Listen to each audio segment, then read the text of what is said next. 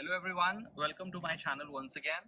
It gives me immense happiness to present this fourth video in the series where I will share all the required information that has been sought after. I have taken my time and did some research, and I will present to you my research data along with my personal opinion on what I feel about it. And I hope that this data will help you think about moving or shifting the countries or maybe your job. I would request all of you to stay till the very end of this video, but I understand that the video is long and your time is really precious. Therefore, feel free to navigate to the chapter of your liking as per the table given here. Let's start with some data first. This slide shows labor shortages across Australia. It is a comparison of almost 15 years, and the red line is very evident that the working age population has really gone down when compared to the 15 last years, whereas the employment rate is much higher when compared to the working population. This is clear enough to tell you that due to COVID in Australia, the working population is really low, whereas the employment rates are higher. And it requires filling up as soon as possible for a sustainable economy to function. Now, if you see the next slide, this is a very sharp and clear indication of what all industries have acute and severe labor shortage across the continent. It is very clear, if you can see from your left, that finance is the one of the industries having acute labor shortage, and the number of employees working here is simply not enough. This is a very recent data, not even 6 months. And as I'm also into finance, therefore I exactly know the kind of services that are required for a bank is not available. That's why Australia is ever looking for good quality workforce to work in financial sector. This slide continues the trend, and it is very interesting because it shows you the data from 1974 till March 2022, and you can see how many vacancies have been created due to the pandemic, and Australia doesn't have many people to fulfill them. Therefore, it is an ever growing economy, and the want of people across all the industries remains higher as on date. Now, this is another important bit wherein I've shown the Reserve Bank of Australia's outlook towards the wages. As you can see that after COVID, which was the lowest point in the wages history of Australia, right after 2 years, the wages have grown 2-3%. And this is the ideal situation for any economy. However, the major banks across Australia, the economy holder, forecast it to be going up from here, and next year it is about to reach 4.5%. So therefore, which means that the wages will continue to grow, but of course, which means there is enough opportunity for the right candidate bringing in the right kind of experience and knowledge in the country. Now, for those of you who want to study before switching to a new job, or if their partners are willing to study in a foreign country, this is exactly the graph for you. The solid lines show the annual trend, whereas the dotted lines are the quarterly trends. It says the solid, I'll be talking about the annual trends from the solid line, that the student visas applications are getting accepted faster than ever. You can see a huge dip during the pandemic time, and now this year the visa applications are processed really fast and they're accepted, and people are filling in uh, for studies and work at the same time. So yes, if you are looking forward for such an opportunity, this is the best time, I would say. Now let's focus on the most important question for the video, which is how can you find a banking job abroad, be it Australia, Canada, UK, anywhere else. So I have simplified the process, and this process that I followed to get this job. If you do not align with it, then I totally understand. It is all individual circumstances, and one may have another priority over other. But anyhow, I think these are very general things that one should follow to get a decent job abroad. So the first step towards finding a good job abroad is research. Now, I would say I will talk about Australia here, that some roles and skills are high in demand in this country and others are less so. So, the more you read, the more you likely to understand where you fit into the job market. And if you have a very highly sought after skill, such as maybe commercial credit or digital banking or IT into banking, e commerce, you may be relatively well suited and will get the job very easily, and it will also pay you really good amount over the period of time starting from the very first day. However, if you are into profiles like general banking and retail banking, you will still manage a job, but the payment and the salary structure will be comparatively lower. Now, when I say lower, I do not mean lower than your Indian salary. Of course, that's not at all what I will be talking about, because that's not true. But yes, compared to a highly specific and highly skilled job, it will not be at the same level. Anyway, let's move on to the second topic, which is the visa process. Now, this is a very elaborative topic, and there are so many websites, so many YouTube videos, and so many other information, primary and secondary, available. You can also reach to various immigration agents regarding the visa requirements. However, visas are broadly classified into two categories when it comes to Australia. One is PR, which is permanent residency, and the second one is working visa. I'll be talking about visa and related costs and formalities in the later part of the video. Third point is very important, to learn about the culture of the country or the city you are planning to migrate to. Your punctuality is really appreciated here, not only when you come to office but also when you leave it. So if it is 9 to 5, it is strictly 9 to 5. People really follow the rules and expect you to do the same. Having a formal CV including all the details of your work and education profile written in a very smart and concise way is very important for foreign recruiters, because this is the first impression that you give to them. Therefore, having a professionally written CV, whether you write it by yourself or hire someone, is very important step. Along with that, your LinkedIn profile is your social status for the employer, and a cover letter adjusted for every job is a must. This is the bare minimum that you would want to give your employer for seeking a job with them. Now, when we move out, we all expect to grow as fast as we can and earn as much as we can.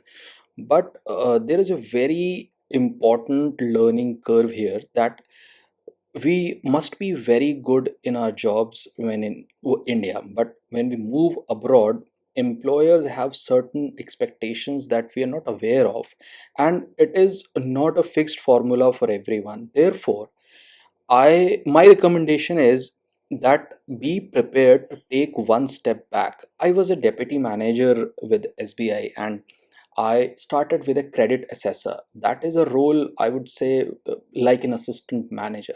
I'm happy to do that. It's better for me to try and be successful rather than step onto something that I'm not aware of in uncharted territory and fail.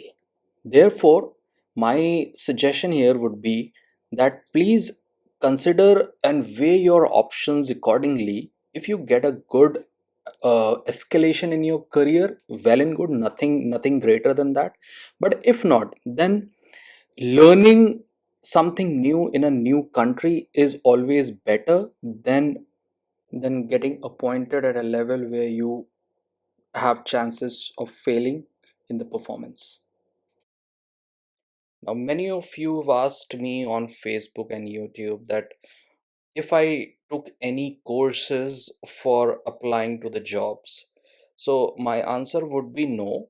I did not pursue any course to apply for the job, but to gain a deeper understanding of the Australian language in finance and the markets. I enrolled into a course called Certificate 4 in Finance and Mortgage Broking. Apart from that, I've listed other relevant courses for experienced and fresh bankers that you can pursue here after coming to Australia. Now, I would recommend you not to invest heavily into any certifications or degree courses in India or in Australia or any other country until and unless you get a clarity from your employer the kind of job you are in and the kind of future it holds for you. These courses start from as low as $300 for one course, and there is no limit whatsoever to the fee amount that is being charged on these courses. Please choose the one that is very closely aligned to your job and also which helps you the max for accelerating your career growth. Now, Australia has more than 40 assessment authorities for different professions ranging from Medicare to engineering to information technology. However, for us, the bankers, there is only one, which is called VETASSESS. It's an independent authority responsible for assessing the professional skills that we have and the qualifications that we possess. The assessment is based on the documents that are required, given on the left hand side of the screen. By others, in the seventh place, I mean all the documents that are personal to your individual circumstances, like a marriage certificate or anything else that deemed fit. The fees charged for the full assessment is around 58,000 rupees per individual. You can add 38,000 more if you want your case to be handled on priority. And you can see here the time frame given for normal assessment versus the priority assessment. It totally depends upon your individual time frame and your individual circumstances. If you are not sure about spending this much amount on the assessment, then you can spend 211 Australian dollars, which is like 12,000 rupees, for a 30-minute consultation with VETASSESS. And in those 30 minutes, you can ask them all the questions that you have in mind. You should be prepared with your questions in the first place and see if your assessment will be successful. What are the chances, and what kind of visa the immigration authority of Australia can grant you based on your experiences and qualifications and also your partners. Now, these are the listed skills for assessment that Australia has. The skill sets and the designations given here will fit almost all sorts of designations that we have in Indian banks, not only for the officers but also for other staff, which comes under the last option, bank worker. So, these skills are required in Australia, and the jobs are available on the basis of your experience in these skills. Now, before going for your assessment through VetAssess, I would request all of you to do this calculation. This is absolutely free of cost, and the link is given in the description. Where do you stand in terms of skill assessment on the point based stream? This is an ideal situation, and I know people may or may not fall into this category, but more or less you will hover around this score. The minimum score required for immigration these days for 2022 is 65. And based on this scenario that I have presented, it is 85. Now, there are certain things which we can control and certain things which are out of our hands. For example, we cannot control the age. Therefore, the points are purely on the basis of where you stand in terms of your age now. But we can definitely have our scores in English language test, which is Pearson or maybe IELTS, reach to the maximum potential, which is 20 marks. This class of English is called superior, and trust me, it is not unachievable.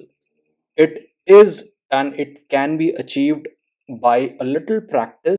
And the test is available at a cost of around 350 Australian dollars. And if you are giving it in India, it will cost you around 13 to 14,000, including the taxes. It can be given at the convenient time that you prefer in the center, not at your home. As you can see, having a bachelor degree will get you the maximum scores. Of course, we don't have any Australian study requirements or Australian degrees or no work experience in Australia, so those marks are zero. Your partner can bring in additional 5 points, and it's very funny that if you are single, you can have 10 points. But if you are with your wife or husband, and they have to give this English test as well and have to score at least competent marks to get 5 marks onto overall score that you have. For those of you scoring 85 points, I would recommend that you immediately approach VETASSESS for your assessment and your partner's assessment, because at this point table you have a very strong chance of getting an invite from the Australian government, and it may take months, but eventually, looking at the requirements that the government has right now for skilled workers, you are sure to get it. Please check your calculations by the link that I've given in the description box. Now let's talk about the money that you should have in order to start the immigration process. This is a very standard table, and I've included everything that is required for immigration. You may or may not choose certain things like an immigration agent or the professional CV cost.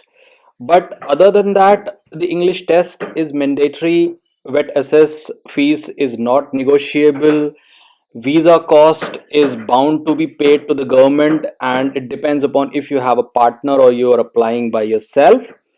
Flights is standard. I mean, it changes from time to time. Initial stay in a hotel or an Airbnb for approximately 15 to 20 days, the time that you will take to find a accommodation for yourself.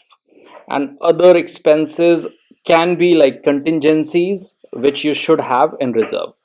In all, totally, you need approximately 5 lakhs to 7 lakhs rupees to spend for the immigration process in Australia. Coming over to the most interesting part of the video, which is how much can a banker earn in a country like Australia. So I have used a certain example to tell you how much can you expect here and how much I am doing in Australia, and I hope you can relate to it being a banker yourself. Let's start with a very basic example and the bare minimum of what you can expect. So, for example, if you are earning 100 rupees in India and spending 70 rupees on everything included, including your groceries, your bills, your kids' expenses, your spouse's expenses, you'll roughly be saving 30%. However, if you move abroad, the assured return on your work will be 200% of what you are earning in India right now.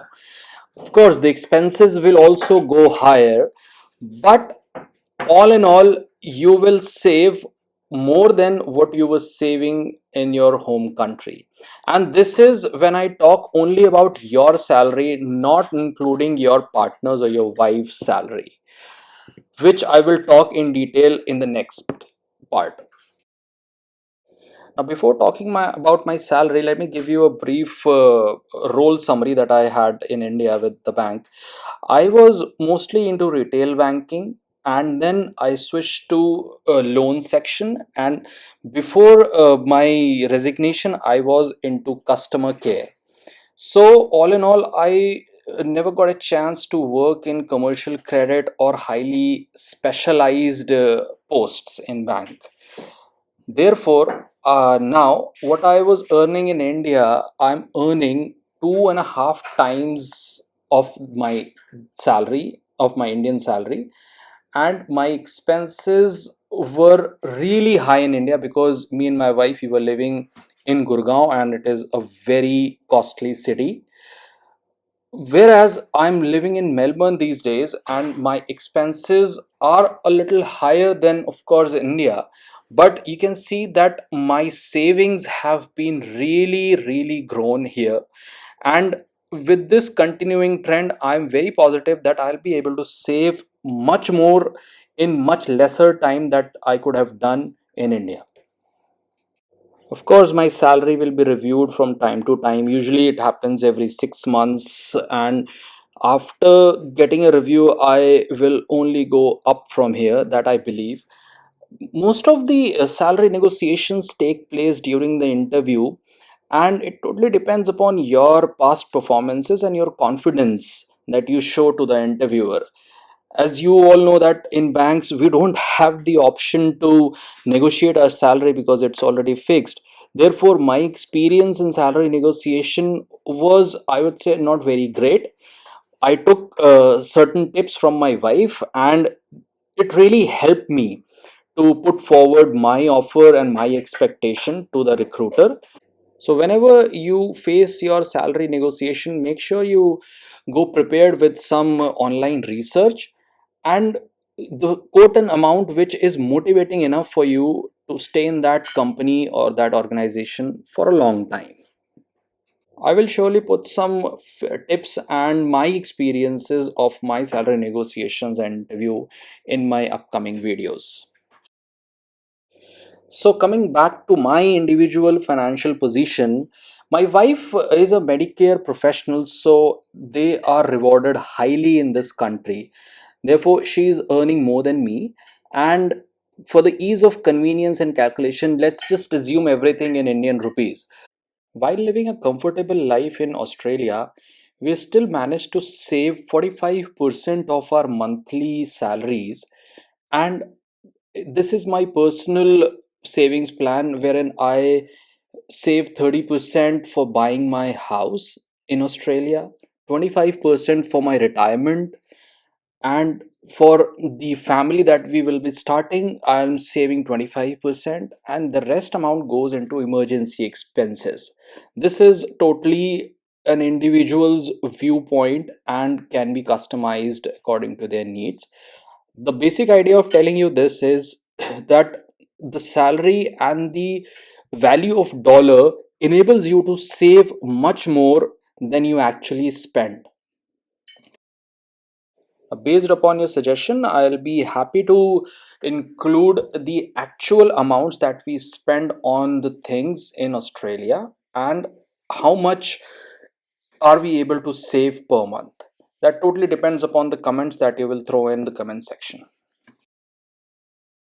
If this video makes any sense and has helped you in any way, I would request all of you to go ahead and at least calculate your points, which is free of cost on the immigration's website of the Australian government. I have already given the link in the description. And if you and your partner combined are scoring 65 and above, then it is your chance to move out of the career that you're willing to and choose a new life in a country abroad. Now, as I told you already, that if you score the eligible points, then you should book a teleconsultation session with VETASSESS if you do not want to apply right away. That way, you can get all the insights and the required information within 30 minutes. Once you get a green signal from VETSS, it's your time to apply for your immigration and follow a step-by-step process.